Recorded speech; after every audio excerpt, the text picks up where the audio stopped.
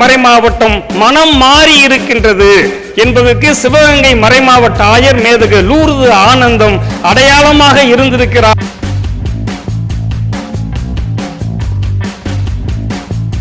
இந்த நாடு இந்திய வரைபடத்தில் இருக்கின்ற வரை தீண்டாமையும் சாதியமும் தொடர்ந்து இருந்து கொண்டே இருக்கும் என்பதை நாம் பலர் உணர மறுக்கின்றோம்.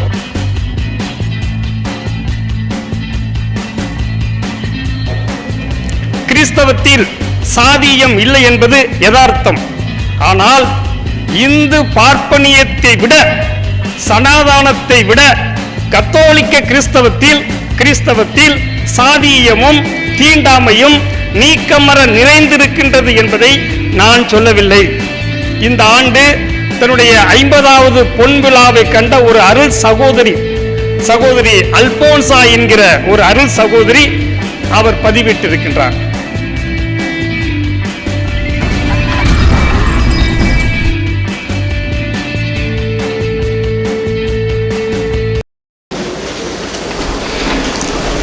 தமிழீழ மாவீரர் நாள் அனுசரிப்பு நிகழ்வில் பங்கேற்று மேடையில் அமர்ந்திருக்கின்ற எனதருமை சமூக முன்னோடிகளே, இங்கு அமர்ந்திருக்கின்ற எனதருமை சொந்தங்களே, உங்கள் அனைவருக்கும்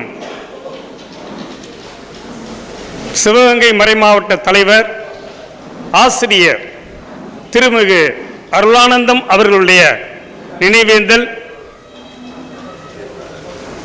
அதே போன்று ஐந்திணை மக்கள் கட்சியினுடைய இணை ஒருங்கிணைப்பாளர் அருமை தம்பி தோழர் ஆர்.ஓ. ஸ்டீபன்ராஜ் அவருடைய நினைவேந்தலை நினைத்து பார்த்து அவருடைய நினைவலைகளை நம்முடைய நெஞ்சங்களிலே சுமப்பதற்காக அடையாளமாக படத்திறப்பு நிகழ்வுகளையும் இங்கு நாம் நடத்தி இருக்கின்றோம்.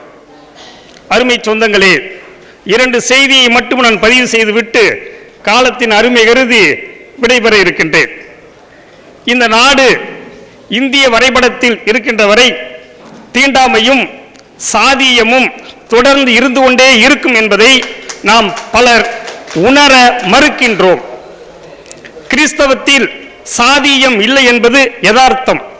ஆனால் இந்து பார்ப்பனியத்தை விட சனாதானத்தை விட கத்தோலிக்க கிறிஸ்தவத்தில் சாதியமும் தீண்டாமையும் நீக்கமர நிறைந்திருக்கின்றது என்பதை நான் சொல்லவில்லை.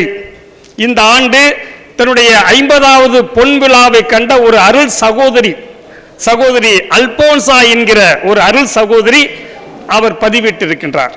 எனவே கத்தோலிக்க கிறிஸ்தவத்தில் ஒரு மாநில அரசாங்கத்தினுடைய வரவு செலவிற்கு ஏற்ப நிதி நிலை இருக்கின்றது என்பதை நீங்கள் தெரிந்து கொள்ள வேண்டும்.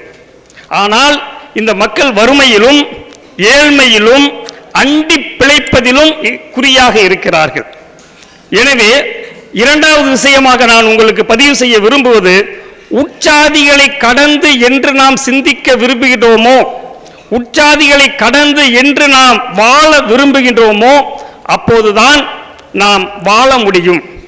இங்கு கிறிஸ்தவர்களிலே இந்து கிறிஸ்தவர்கள், கிறிஸ்தவ தலித்துகள், இந்து தலித்துகள், இஸ்லாமிய தலித்துகள் என்று இருக்கிறார்கள்.